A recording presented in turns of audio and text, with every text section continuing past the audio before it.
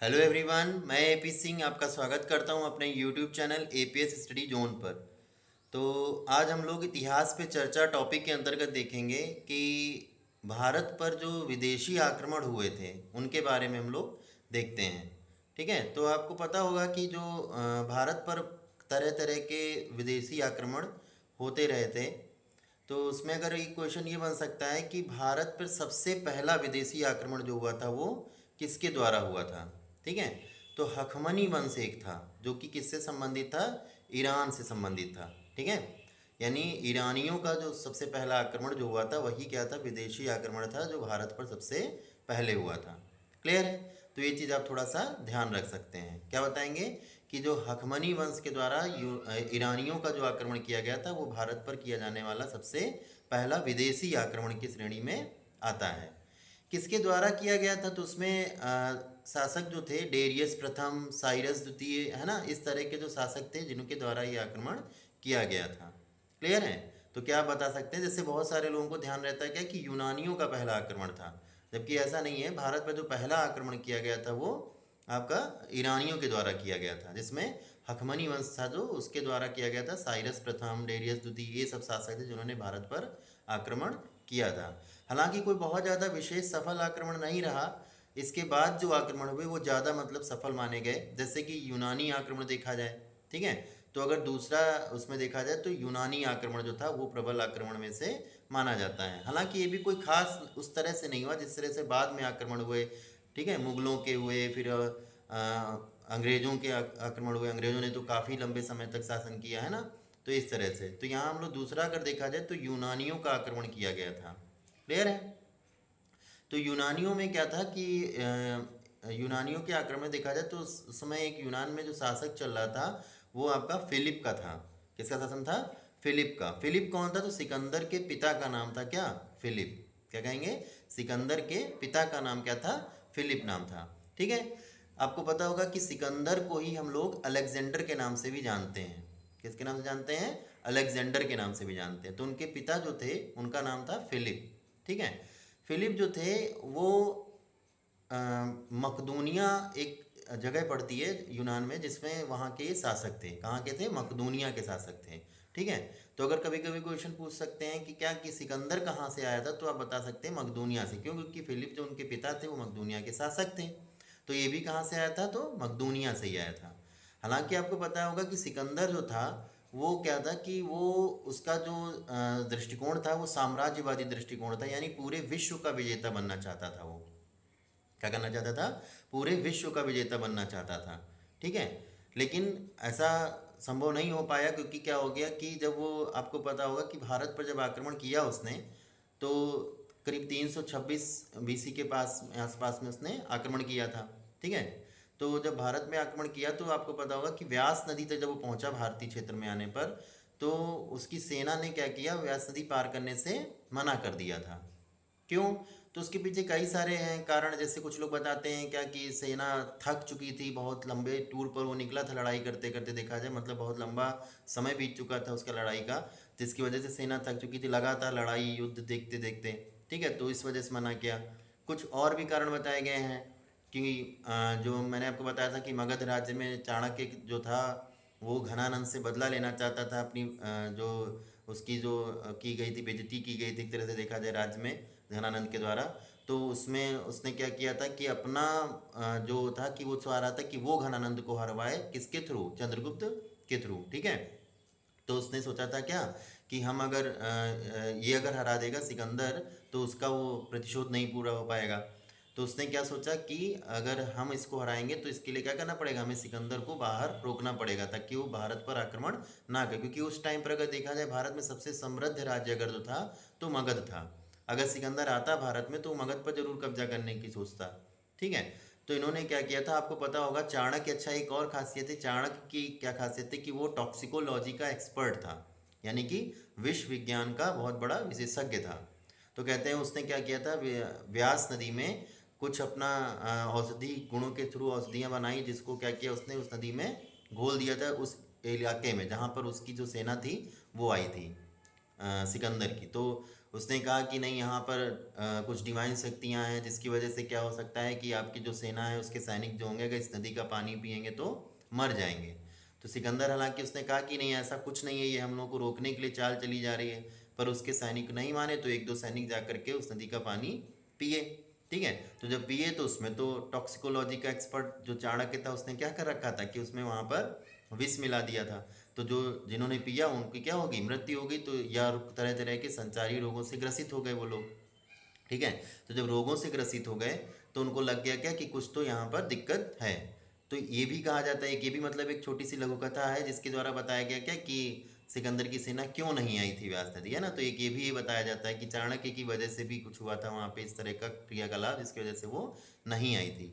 और उसका क्या मोटिव था रोकने का सिकंदर को, कि उसका प्रतिशोध पूरा ना हो पाता घनानंद को हराने का, जो उसने चंद्रगुप्त मौर्य के थ्रू हराया था। ठीक है, मगध साम्राज्य को। तो ये रीजन था। क्लियर है। हालांकि सिकंदर फिर जब क्या हुआ कि उसकी सेना ने जब माना किया तो उसको यहाँ से वापस जाना पड़ा। ठीक है, तो कहते हैं कि उसके 3 वर्ष बाद करीब 323 ईसा पूर्व में, ठीक है, उसकी बेबीलोन की जगह, बेबीलोन एक जगह पड़ती यूरोप में, वहाँ पर उसकी क्या हो गई, मृत्यु हो गई थी लौटते समय। ठीक है, तो ये भी एक ध्यान रखने वाली बात हो सकती है क्या कि सिकंदर के पिता का नाम क्या था, तो फिलिप था। सिकंदर को अलेक्जेंडर के नाम से भी जानते हैं। भारत पर एक प्रभावशाली आक्रमण करने की उद्देश्य से वो आया था, लेकिन उसकी सेना ने क्या किया था, व्यास नदी पार करने से मना कर दिया था, जिससे उसने आक्रमण सही से नहीं किया और वापस चला गया। तो जब 323 ईस्वी में उसकी क्या हो गई थी, 33 वर्ष की आयु में उसकी मृत्यु हो गई थी। नहीं कह सकते, बहुत अल्प आयु में मृत्यु हो गई थी। अगर वो पूरा जीवन जीता तो शायद वो विश्व विजेता बन भी जाता। हालांकि उसने कई सारे एरिया कवर अप किए जिसकी वजह से उसको एक तरह से कहा भी जाता है कि विश्व विजेता था। क्लियर है। तो ये चीज़ भी आप ध्यान रख सकते हैं।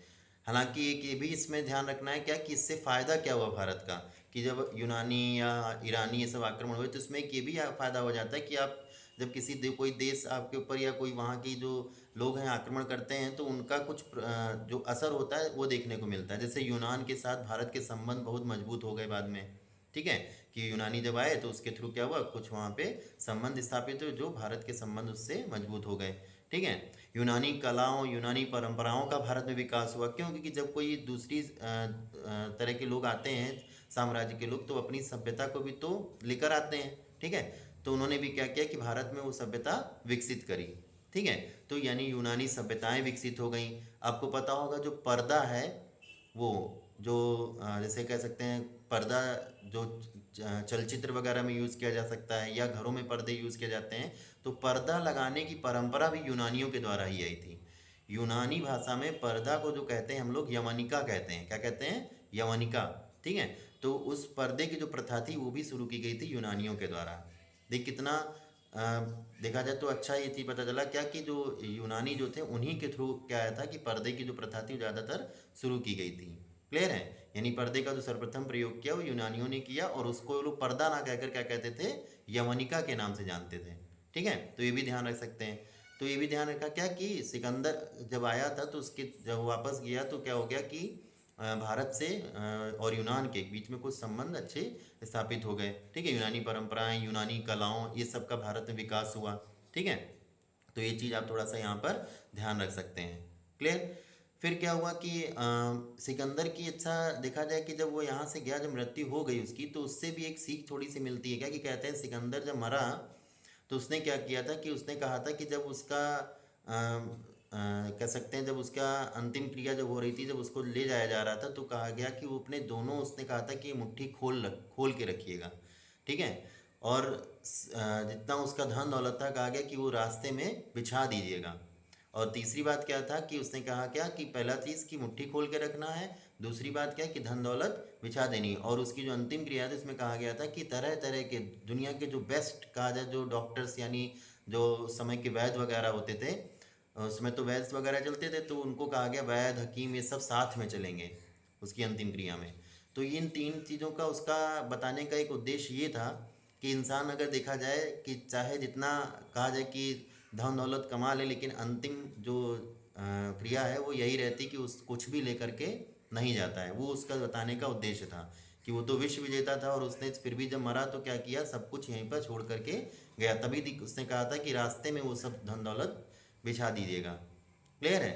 हाथ क्यों खोल रखे थे, तो उसने दिखाया था कि कुछ भी आप जीत लो, जमीन कब्जा लो या देश जीत लो, कुछ भी कर लो, तो राज कितने से कितने सारे राज्य उसने जीत रखे थे, लेकिन साथ में लेकर के कुछ नहीं गया। नहीं, जब खुली मुट्ठी जो थी वही लेकर गया, मगर खुली मुट्ठी मतलब कि हाथ में कुछ ना लेकर जाना, ये उसने दिखाया। ठीक है। और तीसरा चीज़ क्या था कि दुनिया के कितने अच्छे भी वैद्य हकीम हों, ठीक है, यदि मृत्यु आ गई तो क्या हो जाएगी कि मृत्यु पर कोई भी वैद्य हकीम का कोई भी बस नहीं चलने वाला। क्लियर है। जो आया है सो जाएगा। ठीक है। ये जो तीन उसकी बताने की जो विधियां थी सिकंदर की, जो मतलब उसने बता के गया था कि इस तरह से आप करिएगा उसके अंतिम क्रिया में, तो इससे भी पता चल गया था लोगों को कि देखो ये चीज़ें सीख वो देकर गया, जाते जाते भी क्या करके गया, इस तरह की सीख देकर गया मानवता के लिए। ठीक है। कि मानो ये समझे कि देखिए यही तीन चीज़ें क्या हैं, जो हैं ये भी तीन चीज़ें से तीन सीख मिलती है क्या, कि अगर आप कितना भी अच्छे आपके पास औषधि हो, वैद्य हों, हकीम हों, डॉक्टर्स हों, लेकिन वो सब मृत्यु को टाल नहीं सकते। क्लियर है। और उसकी जो मुट्ठी खोली खुली रखी गई थी, उससे क्या पता चला कि कुछ भी आपके पास हो, आपको सब क्या करना है, छोड़ करके ही जाना है। ठीक है।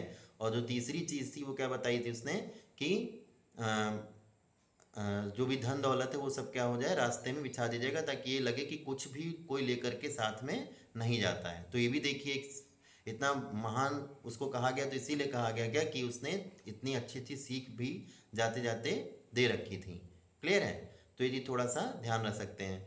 बेसिकली अगर देखा जाए, तुमने क्या आज आपको बताया कि भारत पर सबसे पहला जो विदेशी आक्रमण हुआ, तो अगर जो विदेशी आक्रमण देखें तो ईरानी आक्रमण हुआ था। ठीक है। उसके बाद यूनानी आक्रमण हुआ, है ना। तो इस तरह से हम लोग इसको देख सकते हैं कि पहला आक्रमण हुआ था तो ईरानियों के द्वारा हुआ, हखमनी वंश के द्वारा हुआ था, जिसमें आपका बताया मैंने क्या, सेरियस प्रथम, डेरियस द्वितीय, डेरियस प्रथम, सेरियस द्वितीय, ये सब क्या थे, शासक थे जिन्होंने ये सब आक्रमण किए। उसके बाद यूनानी आक्रमण हुआ, जिसमें कौन, फिलिप का बेटा सिकंदर, जिसको हम लोग अलेक्जेंडर के नाम से भी जानते हैं। क्लियर है। तो ये चीज़ थोड़ा ध्यान रखना है कि सिकंदर का ही नाम क्या था, अलेक्जेंडर था। ठीक है। जो विश्व विजेता बनना चाहता था, और काफ़ी हद तक वो विश्व विजेता बना भी, उसने कई सारे देश, कई सारे राज्य जीत रखे थे। ठीक है। क्लियर है। तो ये चीज़ है। यूनानी आक्रमण से भारत पर क्या प्रभाव पड़ा था, तो भी मैंने आपको बताया कि क्या प्रभाव पड़ा था, कि यूनानी आक्रमण की वजह से क्या हुआ, भारत और यूनान के बीच में संबंध स्थापित हो गए। ठीक है। क्या हो गया कि भारत और यूनान के बीच में संबंध स्थापित हो, यूनानी कलाएं, यूनानी परंपराओं का विकास हुआ भारत में। ठीक है। तो ये सब चीज़ें, यूनानी चिकित्सा पद्धति देखा जाए भारत में है। ठीक है। तो ये सब अगर यूनान से संबंध ना स्थापित हुए होते तो ये सब चीज़ें भारत में शायद ना होती। ठीक है। या बहुत देर में आती। तो ये सब चीज़ें क्या हुआ, उसी की वजह से संभव हो पाया। क्लियर है। तो ये चीज़ थोड़ा सा हम लोग ध्यान रख सकते हैं। तो आज ये छोटा सा एक वीडियो हम आपके लिए लेकर आए थे, इतिहास पे चर्चा सीरीज़ के अंतर्गत। ठीक है। आई होप कि वीडियो आपको अच्छा लगा होगा। अगर वीडियो आपको अच्छा लगा है तो वीडियो को लाइक कीजिएगा, शेयर कीजिएगा और चैनल को ज़रूर सब्सक्राइब कर लीजिएगा। Thank you.